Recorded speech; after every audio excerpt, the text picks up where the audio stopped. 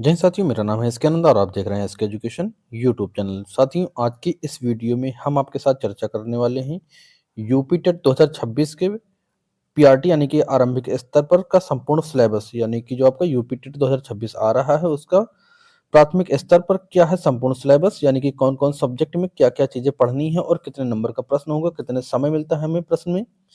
ठीक है, इन सभी चीजों के हम बारे में विस्तार से बात करेंगे और लेटेस्ट अपडेट क्या है, इस बार पैटर्न में क्या चेंज हुआ है, सारी चीजें हम आपको बताएंगे इसी वीडियो में। लेकिन साथियों, इस वीडियो को लाइक व शेयर अपने दोस्तों के साथ जरूर कीजिएगा और चैनल पर अगर पहली बार आप लोग हैं तो चैनल को सब्सक्राइब करिएगा। हम यूपी टेट 2026 के सभी सब्जेक्टों की theory, model paper, practice set और पीवाईक्यू क्वेश्चन सब कुछ करवाएंगे, जैसा कि अब तक हमने आपको सीटेट के एग्जाम में सब कुछ दिया था। ठीक है, सेम वैसे ही सब कुछ देंगे हम आपके लिए, लेकिन बस चैनल के साथ आप बने रहिएगा, चैनल को सब्सक्राइब करिएगा। तो चलिए वीडियो में बढ़ते आगे और देखते हैं यूपी टेट 2026 का संपूर्ण सिलेबस पीआरटी लेवल का। साथियों, अगर आपको जूनियर लेवल का देखना है तो नेक्स्ट वीडियो में हम आपको जो है जूनियर लेवल का, यानी कि पीआरटी का कक्षा 1 से लेकर के 5 तक होता है ना, कक्षा 1 से 5 तक, और जूनियर का 6 से 8 तक का सिलेबस हम नेक्स्ट वीडियो में आपको दे देंगे। तो यहाँ पीआरटी लेवल का चलिए हम देखते हैं। ठीक है, तो साथियों, आपको जो सीटेट का एग्जाम होगा यूपी टेट 2026, सीटेट तो बीत गया है, यूपी टेट 2026 को प्राथमिक स्तर यानी कि पेपर फर्स्ट का संपूर्ण सिलेबस, यानी कि कक्षा 1 से 5 तक के लिए हम आपके लिए लेकर आए हैं, जहां पर आपकी कुल जो परीक्षा होती है आपकी टोटल 150 प्रश्न होते हैं। कितने? कुल 150 प्रश्न होते हैं और 150 अंक होते हैं। इसमें 5 विषय होते हैं। टोटल कितने विषय? 5 विषय होते हैं। देखिए यहाँ पर जो क्वेश्चन होंगे सभी बहुविकल्पी होंगे और 150 पूरे क्वेश्चन होंगे। परीक्षा का पैटर्न है, ठीक है, परीक्षा के पैटर्न पर ध्यान दें साथियों। तो आपका 150 क्वेश्चन 150 नंबर का होगा। कुल समय जो होगा आपका 2.5 घंटे का है, 2 घंटे 30 मिनट, 2.5 घंटे का आपको पूरा पेपर होगा, जितना कि आपका सीटेट का था। और यहाँ नेगेटिव मार्किंग की बात करें तो नेगेटिव मार्किंग नहीं है। चलिए हम सबसे पहले देखते हैं साथियों आपका जो सीडीपी है, यानी कि चाइल्ड डेवलपमेंट, या कि यानी कि बाल विकास एवं शिक्षण विधियां, टीचिंग मेथड, यानी कि आपका ये कितने नंबर का आता है? Child development and pedagogy. तो साथियों 30 नंबर का आता है, 30 प्रश्न, और प्रत्येक प्रश्न 1 नंबर का होता है। सबसे पहले हम बात करते हैं बाल विकास के बारे में। बाल विकास में क्या क्या आपसे पूछा जाता है, कहाँ कहाँ से क्वेश्चन पुट अप होते हैं। तो आपका बाल विकास का में पूछा जाएगा विकास की अवधारणाओं और अधिगम से उनका संबंध, ये आपका पूछा जाएगा। दूसरा आपका बाल विकास के सिद्धांत एवं अवस्थाएं पूछी जाएगी आपसे। और आनुवंशिकता और वातावरण का प्रभाव पूछा जाएगा बाल विकास में। समाजीकरण की प्रक्रिया, यानी कि आपका शिक्षक अभिभावक मित्र के बारे में क्वेश्चन पुट अप होते हैं। जीन पियाजे, लॉरेंस कोहलबर्ग और लेवाइगोस्की के सिद्धांत यहाँ पे पूछा जाएगा आपसे। बाल विकास और प्रगतिशील शिक्षा की अवधारणा पूछी जाएगी यहाँ से आपकी। ठीक है, आपका बुद्धि का निर्माण कहाँ से होता है, कैसे होता है, उसके बारे में पूछा जाएगा, बुद्धि के बारे में। और बहुआयामी सिद्धांत क्या है, उन सभी के बारे में पूछा जाएगा। व्यक्तिगत विभिन्नता, यानी भाषा, जाति, लिंग, समुदाय के आधार पर क्या क्या होती है, उसके बारे में क्वेश्चन पुट अप होगा। सतत और व्यापक मूल्यांकन क्या होता है, इससे रिलेटेड क्वेश्चन पुट अप होंगे। दूसरा यहाँ पर आपका समावेशी शिक्षा। तो साथियों जो समावेशी शिक्षा होती है वहां पर सभी क्वेश्चन पुट अप होते हैं। ठीक है, यानी कि वंचित और पिछड़े वर्गों की सहित पृष्ठभूमि के शिक्षार्थियों को समझना। अधिगम अक्षमता, जैसे डिस्लेक्सिया वाले बच्चों की आवश्यकताएं क्या होती हैं, डिस्ग्राफिया के वाले बच्चे की आवश्यकताएं क्या होती हैं, यानी जो आपके शिक्षण अक्षमताएं होती हैं। ठीक है, उनसे रिलेटेड क्वेश्चन पूछा जाता है। नेक्स्ट है आपका प्रतिभाशाली और सृजनात्मक बच्चों की पहचान आप कैसे करेंगे, इस टाइप के क्वेश्चन पूछा जाएंगे। नेक्स्ट है आपका अधिगम और अध्यापन, यानी कि पेडागोजी, किस तरह से बच्चों को पढ़ाया जाता है, पढ़ाने के क्या मेथड होते हैं, जैसे आप सीटेट में दिए थे तो वहां से रिलेटेड क्वेश्चन हो जाएंगे यहाँ से। ठीक है, तीसरा पॉइंट है, यानी कि गा है आपका शिक्षण अधिगम। तो शिक्षण अधिगम और अध्यापन से, यानी कि बच्चे कैसे सोचते हैं, बच्चे जो होते हैं साथियों ये कैसे सोचते हैं उसके बारे में बताना होगा। क्वेश्चन पुट अप होते हैं, पूरा पूछा जाता है यहाँ से। शिक्षण और अधिगम की बुनियादी प्रक्रियाएं क्या होती है, वहां से क्वेश्चन पुट अप होगा। प्रेरणा और अधिगम, यानी कि मोटिवेशन एंड लर्निंग क्या है, इसके बारे में क्वेश्चन पूछा जाता है। संवेग और संज्ञान, यानी कि कंजुटेशन और एवं एंड इमोशंस, ये क्या होते हैं, इनसे रिलेटेड क्वेश्चन पूछा जाएगा। ठीक है, तो ये था आपका पहला पार्ट, जैसे कि आपका सीडीपी शिक्षण शास्त्र यानी बाल विकास एवं शिक्षण शास्त्र से इतना कुछ पूछा जाएगा। ठीक है, आपसे शिक्षण शास्त्र में इतना पूरा जो है ये यहाँ तक, यानी कि 3 पार्ट में आपका शिक्षण शास्त्र होता है ना। देखिए, जैसे कि बाल विकास में ये जहाँ पे था पहला खंड बाल विकास का था, ठीक है? बाल विकास का ये वाला, ठीक है? दूसरा आपका समवयस्क शिक्षा रहा है, तीसरा आपका अधिगम और अध्यापन, ठीक है? तो ये 3 पार्ट सीडीपी के हो गए। अब यहाँ शुरू होता है आपका सेकंड सेकंड पार्ट यानी कि लैंग्वेज। साथियों जो लैंग्वेज होती है ये हिंदी आपकी अनिवार्य है यहाँ पर, ठीक है? हिंदी एक अनिवार्य लैंग्वेज है आपकी, ठीक है? यहाँ से भी 30 नंबर के क्वेश्चन पूछे जाएंगे। आपका अपठित अनुच्छेदन, ठीक है? यानी गद्यांश और पद्यांश पर आधारित होगा यहाँ पर। और हिंदी वर्णमाला, स्वर और व्यंजन का ज्ञान पूछा जाएगा। वर्णों का मेल यानी कि मात्रिक और सममात्रिक शब्दों की पहचान करना पूछा जाएगा यहाँ से आपका। ध्वनि और ध्वनि में अंतर, ठीक है? ध्वनि में अंतर क्या होती है, यानी कि सभी ध्वनियां वर्ण और अनुस्वार चंद्रबिंदु में अंतर, ठीक है? ये पूछा जाएगा। आपका शब्द रचना होती है, जो आपका शब्द रचना यानी कि उपसर्ग हो गए, प्रत्यय हो गए, तत्सम हो गए, तद्भव हो गया, आपका देशज और विदेशज शब्द कौन कौन से हैं, तो ये सभी के बारे में पूछा जाता है। क्वेश्चन कहीं से भी पुटअप किया जाता है। अगला आपका व्याकरण, तो व्याकरण से क्वेश्चन आता ही आता है। आपका संज्ञा हो गए, सर्वनाम हो गए, क्रिया विशेषण हो गया, क्रिया विशेषण, वचन, लिंग, काल, ये सब क्वेश्चन यहाँ से पुटअप होते हैं, ठीक है? अगला आपका है संधि, तो संधि में कौन कौन सी संधि होती है उनके बारे में, और यहाँ से आपका स्वर संधि हो गए, व्यंजन संधि हो गई, विसर्ग संधि हो गई, गुण संधि, वृद्धि संधि, सभी संधियों के बारे में क्वेश्चन पूछा जाएगा। समास, समास और विग्रह और इनके प्रकार, ठीक है? समास, विग्रह और इनके प्रकार से क्वेश्चन पूछा जाएगा। अलंकार जितने प्रकार के होते हैं, अनुप्रास, यमक, श्लेष आदि जितने भी अलंकार होते हैं, सभी अलंकारों के बारे में क्वेश्चन पूछा जाता है। वाक्य रचना और अशुद्धियां पूछी जाती हैं। लोकोक्तियां और मुहावरे आपसे पूछे जाएंगे। साहित्य भी आपसे पूछी जाती है। कुछ नंबर के क्वेश्चन जो होते हैं साहित्य से भी रिलेटेड आते हैं यहाँ से हिंदी में, ठीक है?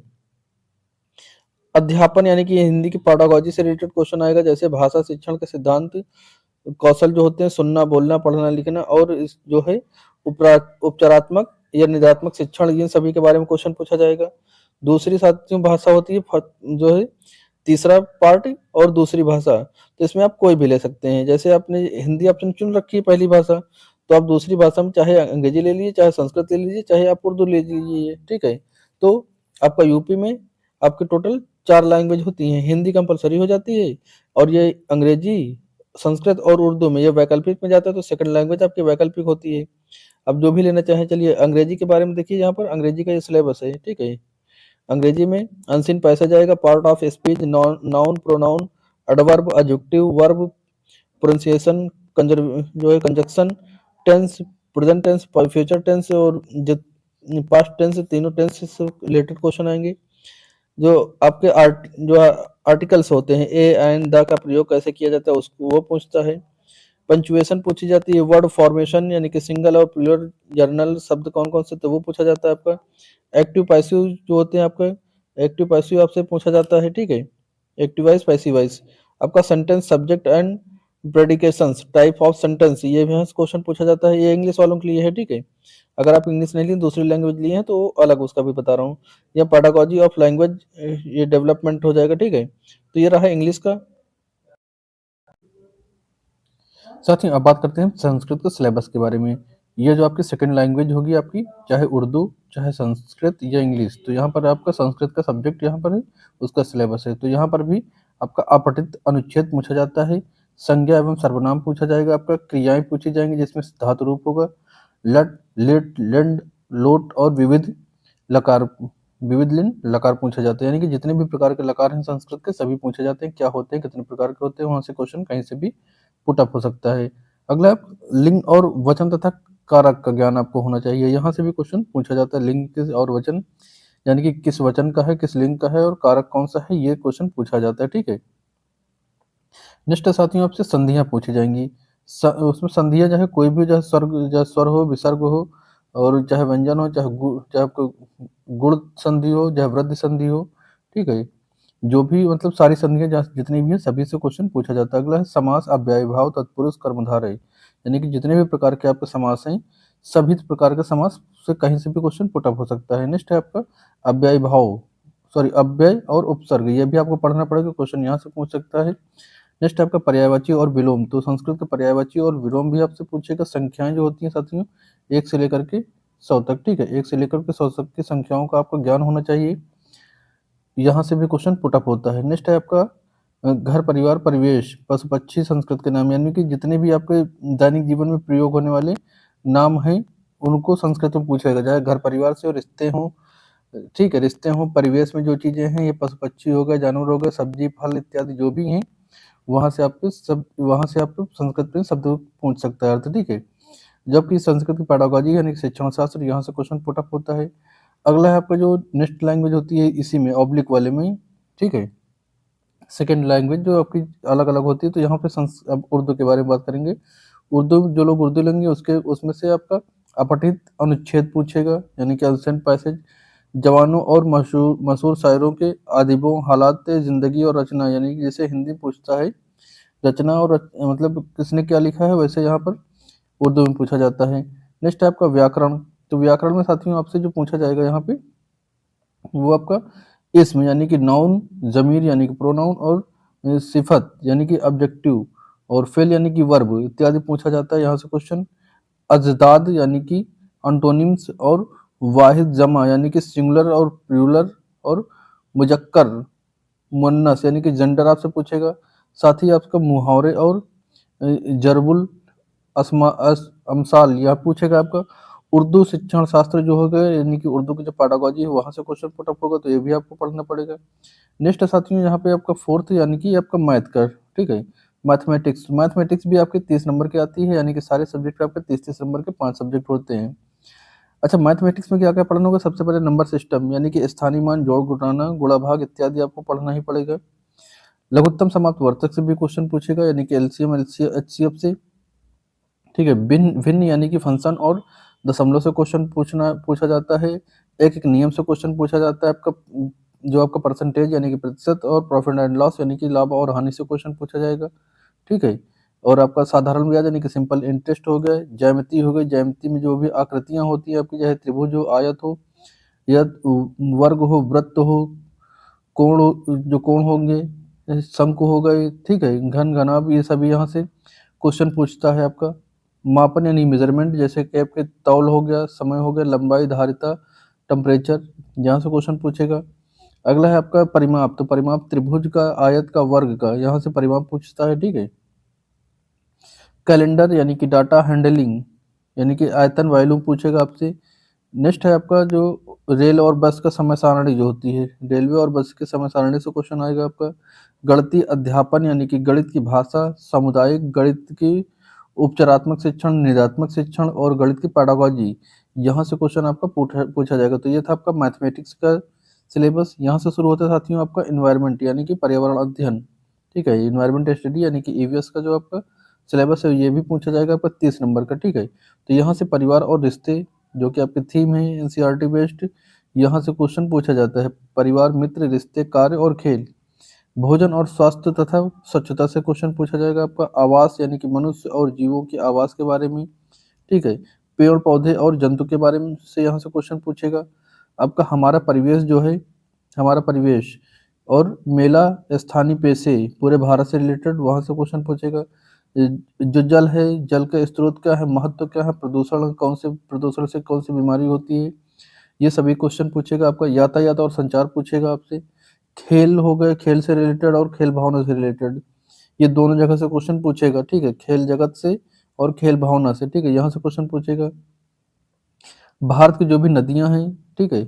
जो भी नदियाँ हैं आपकी, पर्वत हो गए, पठार हो गए, वन हो गए, यातायात हो गए और जो अन्य चीज़ें हैं, वहाँ से क्वेश्चन पूछेगा। जनसंख्या से भी क्वेश्चन पूछ सकता है, यानी कि भारत की जो भी चीज़ें हों मैक्सिमम पढ़ने की कोशिश करिएगा, ठीक है? और आपका जो हमारा उत्तर प्रदेश यानी उत्तर प्रदेश के बारे में विशेषकर नदियाँ हो गए, मेले हो गए, कला हो गए, पर्यटन हो गया, ठीक है?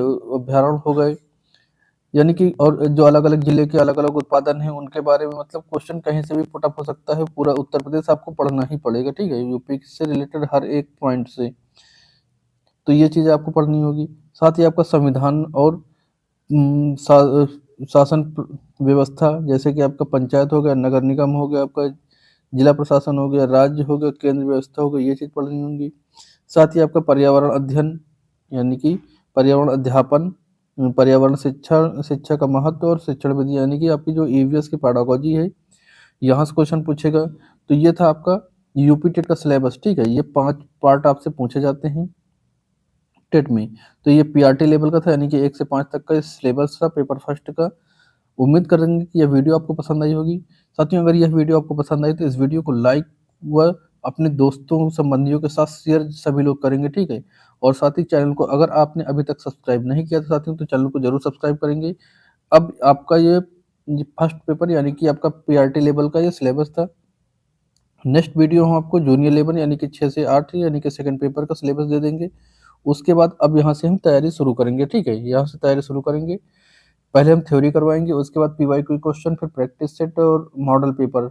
इस तरह से एक रणनीति तक हम आगे बढ़ेंगे, ठीक है। तो आप चैनल के साथ जुड़िए, सब्सक्राइब करिए। मिलते हैं नेक्स्ट सिलेबस के साथ पीआर जूनियर लेवल के, तब तक के लिए जय हिंद।